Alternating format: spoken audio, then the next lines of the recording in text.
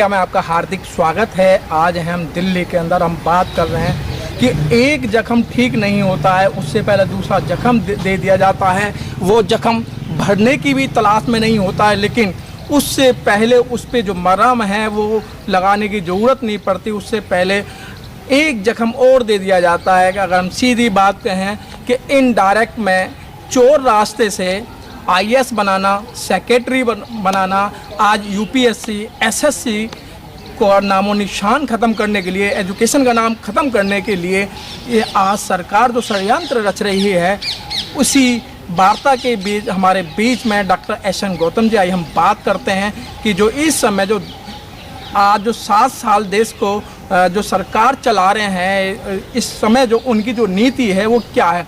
Sir, आप SN. Nation news India में आपका हार्दिक स्वागत है। सर, कल सर एक सेकंड सर, एक जख्म ठीक नहीं होता, उससे पहले दूसरा जख्म दे दिया जाता है। चाहे एट्रोसिटी की बात करें, चाहे किसान आंदोलन की बात करें, अब एक नया फंडा और आ गया है कि चाहे जो गरीब व्यक्ति है, गरीब समुदाय, गरीब जाति के लोग हैं, आज उनके लिए आईएएस और पीसीएस बनना सर बहुत मुश्किल हो गया है। ये जख्म किसान आंदोलन से भी कहीं गुना बड़ा एक जख्म है, जिसको भर पाना बड़ा मुश्किल है। देखिए, एक बात है, जब सरकार आतंक पर आ जाती है तो वो अपने सब गलत काम करना शुरू कर देती है। मोदी जी को या मोदी जी की सरकार को अब ये लग रहा है कि अब ये हमारे ज़्यादा दिन नहीं है, और जब ज़्यादा दिन नहीं है तो उन्होंने ये अब काम ऐसे करना शुरू कर दिए हैं जिसके चोर रास्ते से अपने सरकार में घुस जाओ और आने वाले समय में उसे अव्यवस्थित करके रखो। सरकार अगर दूसरी आई तो वो भी व्यवस्थित न हो पाए। देखिए, कांग्रेस पार्टी ने 60 साल में राज किया, जरूर देश को आगे भी ले गए, इसमें कोई दो राय नहीं है, लेकिन उन्होंने बर्बाद भी संविधान को बहुत किया। आज जो न्यायपालिका का सत्यानाश है उसके लिए कांग्रेस भी उतनी ही जिम्मेदार, बल्कि वो ज़्यादा जिम्मेदार है।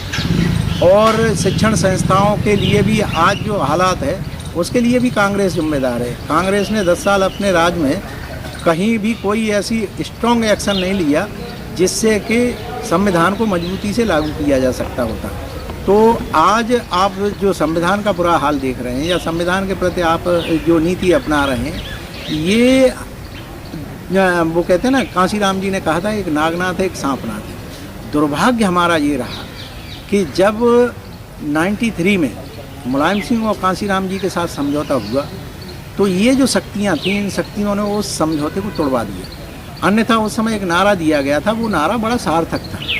ये मानसिकता का है, नाम से मत जाना कि मिले मुलायम कांशीराम। कांशीराम और मुलायम का मतलब नहीं था, मतलब था श्रमिक वर्ग का एकजुट होना, जिसमें SC ST OBC माइनॉरिटी थी। कि मिले मुलायम कांशीराम, हवा हो गए जय श्री राम। और जय श्री राम का मतलब किसी श्री राम से नहीं था, उनका था अंधविश्वास और पाखंडवादी जो शक्तियाँ हैं, उन शक्तियों का नुकसान होना था। लेकिन कहीं कोई दल एक तरफ चला गया, दूसरा दल एक तरफ चला गया, और दोनों के बीच में वो लोग घुस गए जो आज सत्ता में उनको आने देते हैं तो भी अपने चलाते हैं। तो ये जो सर, मेरा अहम क्वेश्चन ये है कि आज के समय के अनुसार कोई गरीब व्यक्ति, चाहे मैं गरीब सभी समुदाय के अंदर है, सभी समाज के अंदर है, क्या वो आईएएस, आईपीएस या पीसीएस या दानिश बन सकता है? सर, ये एक ऐसा सवाल है कि इसका जवाब तो सरकार चाहती ही नहीं है कि गरीब आगे आए, और उसके लिए खास वर्ग नहीं चाहता है। समाज जो जिसे सरमाएदार वर्ग कहते हैं, वो आगे उन गरीबों के प्रति सोच ही नहीं रखता है। इसलिए ऐसी स्थिति में क्या होगा, आज आपने ये बता दिया कि हम डंडे की दम से तालिबानी शासन ले आएंगे, लेकिन अगर ये श्रमिक कभी तालिबानी बन गया तो क्या करोगे? हमको गलत रास्ते से रोकना चाहिए अपने आप को। और ये मैं मोदी जी से निवेदन कर रहा हूँ, खासकर मोदी जी, आपसे मैं निवेदन इसलिए कर रहा हूँ कि किसानों की समस्याओं पर चिंता करिए, दाढ़ी की चिंता मत करिए। दाढ़ी तो आनी जानी है, घर की खेती है, लेकिन इस किसान के साथ में जो बीत रहा है, मैं राकेश टिकैत से व्यक्तिगत कभी नहीं मिला हूँ, लेकिन राकेश टिकैत के आंसुओं ने इस देश के किसान के को झकझोर दिया है।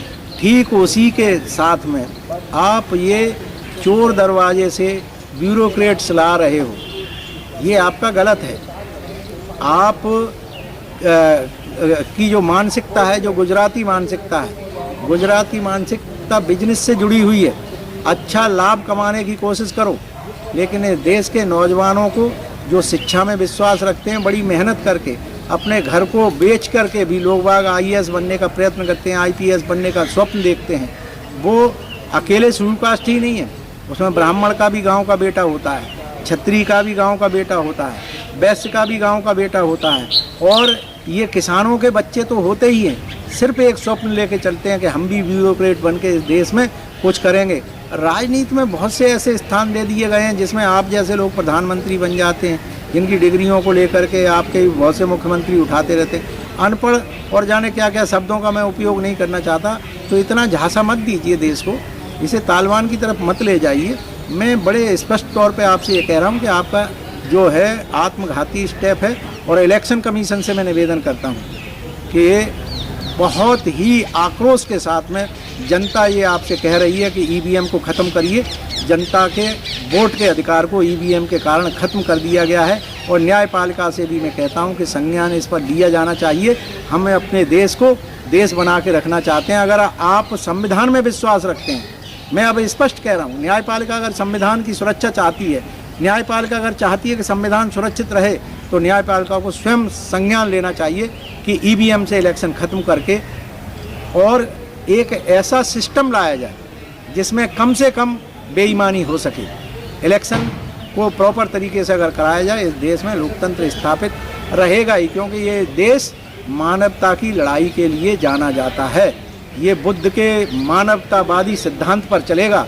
आप कितने भी जोर लगा लीजिए, आप कितना भी अत्याचार कर लीजिए, मनु का नाम अब नहीं आ सकता है। अब या तो संविधान चलेगा तो अम्बेडकर का चलेगा, और बुद्ध की उस मानसिकता का जिसमें मानवीय अधिकार सर्वोपरि हैं, जहाँ पर आप करुणा, मैत्री और प्रेम के साथ में इस देश में वो बनाना चाहते हैं, रहना चाहते हैं। श्रमिक को छेड़ो मत। डॉक्टर साहब, आप संविधान की बात करते हैं और बार बार बुद्धिजीवी वर्ग है वो संविधान की बात करता है, लेकिन जो सत्ताधारी है सर, उसे संविधान से कुछ लेना देना नहीं है ना, संविधान की बात मान रहा है। आज आंदोलन कर रहे हैं, उनको पत्थर फेंके जा रहे हैं, आप संविधान को लेके बैठे हैं। सर, हम आपको बता रहे हैं ना कि EVM अगर ख़त्म कर दो, ये पत्थर भी खत्म हो जाएंगे, ये सोच भी खत्म हो जाएगी। सिर्फ EVM एक जहर है, क्योंकि वो एक मशीन है। सर, यही भी EVM भी तो सर, जो आज जो मेंबर ऑफ पार्लियामेंट हैं, आर्टिकल 560 के तहत वहाँ एक विधेयक लाएं, जब उस पर चर्चा करें जब भी तो खत्म होगा। सर, चुनाव आयोग के हाथ में भी कुछ नहीं है। सर, नहीं है, इलेक्शन कमीशन के हाथ में बहुत कुछ है। इलेक्शन कमीशन के पास में जब रिकमेंडेशन जा रही है, लोगों की एप्लीकेशन जा रही है, तो इलेक्शन कमीशन सुप्रीम कोर्ट में अपनी बात कह सकता है। जब देखिए, यहाँ के हर व्यक्ति के पास में अधिकार है अपनी आवाज़ को रखने का, यही तो हमारा संविधान कहता है। और इलेक्शन कमीशन क्यों नहीं इसमें एक्शन कर सकता? देखिए, यही इलेक्शन कमीशन था जिसमें 91 में TN सेशन साहब ने नए नए एक्शन वो लिए, लेकिन क्या कारण है कि उनको क्या वो एक्शन ये नया वो नहीं ले सकता कि नहीं EVM से हम एक स्टेट में करा के देख लीजिए। आप कुछ मत करिए, एक स्टेट में EVM को छोड़ के इलेक्शन करा के देख लीजिए, आने वाले UP के करा लीजिए, बंगाल के करा लीजिए, कहीं भी करा के देख लीजिए। सर, चुनाव आयोग में जो आते हैं, जो पहले जो कहीं ना कहीं अच्छे पद पर होते हैं, चाहे वो हाई कोर्ट में हो या सुप्रीम कोर्ट में हो, ये एक लालच भी तो होता है ना सर। उनको पहले जो जजमेंट दिलाए जाते हैं कि भाई हम तुमको ऐसे आयोग में उठा दिया जाएगा कि जहाँ तुम्हें फायदा होगा, तो सर वो लालच। देखिए, लालच और बेईमानी की नीयत से जुड़े हुए व्यक्ति से तो कुछ कहा ही नहीं जा सकता है। तो वही तो बात हो रही है पूरे देश के अंदर। यही तो कारण है कि हमारी न्यायपालिका लालच के ही साथ तो चल रही है। हम जब देखते हैं कि सुप्रीम कोर्ट के न्यायाधीश रिटायर होने से पहले सरकार की किस तरह से गुणगान करते हैं, सिर्फ इस भावना के तहत हमको शायद कुछ मिल जाएगा, ये जो भावना है, और उनको मिलता भी है। आपने देख लीजिए, गलत न्याय दिया गया, राज्यसभा की सदस्यता मिल गई। आप देख लीजिए, गलत तरीके से न्याय दे करके एक जज साहब तो अपनी इतना अहम उनके अंदर आ गया कि एक वकील ने जब उनके सामने किसी बात को लेकर के न्यायपालिका के ऊपर क्वेश्चन क्या उठा दिया, उसने कहा 1 रुपये का, क्या ये आपके घर की चौपाल है जिसमें आप मजाक के तौर पर 1 रुपये का दंड आर्थिक दंड लगाएंगे? और 3 महीने की या तो सज़ा होगी। ये क्या है? ये मजाक नहीं है देश की न्यायपालिका और संविधान का।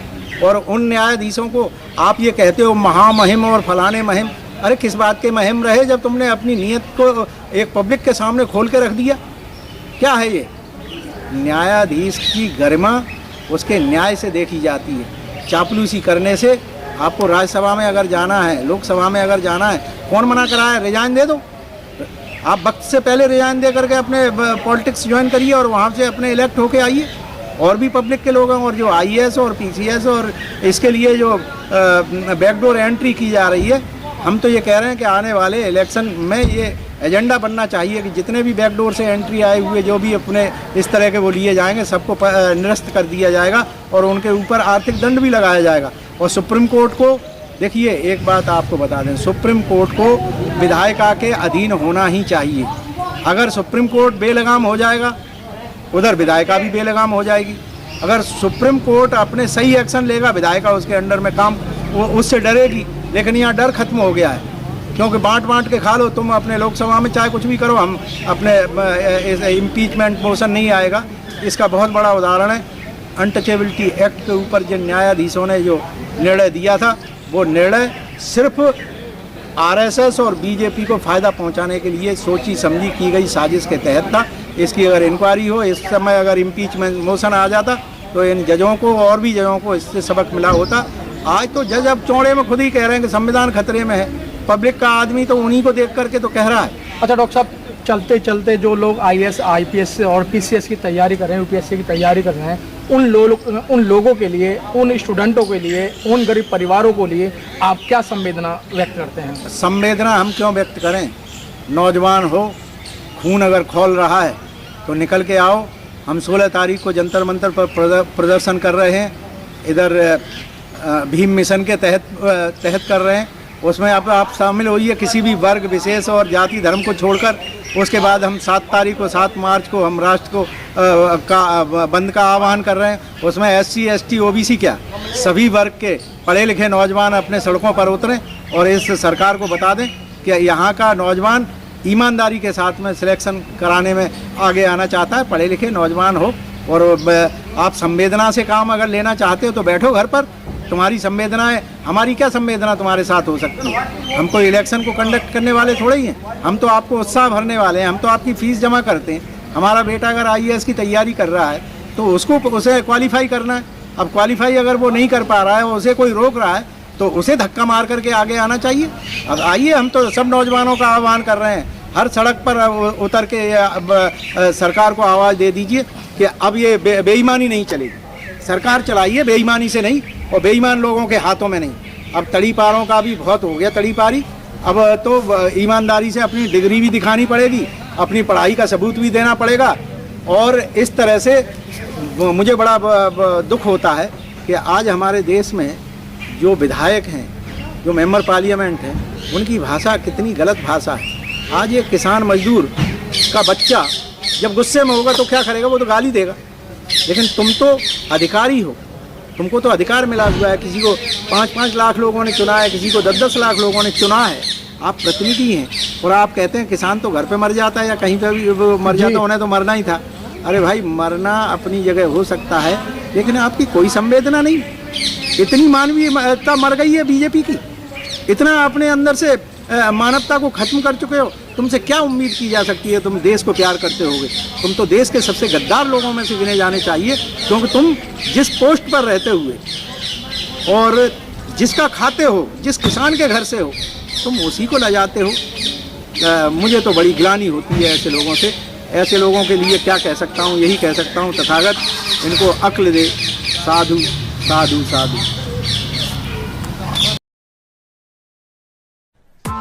Press the bell icon on the YouTube app and never miss another update.